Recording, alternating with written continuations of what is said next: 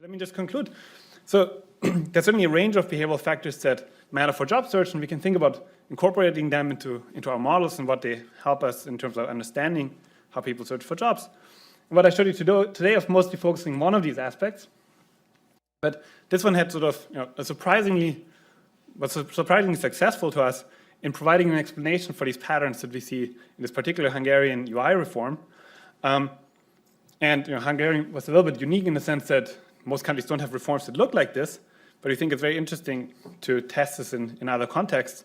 And this opens up the possibility of redesigning UI systems in a way that take this sort of insight into account, how people search for jobs. And in particular, it suggests that having these several step downs may be very efficient, sort of inducing people to search harder early on in the system.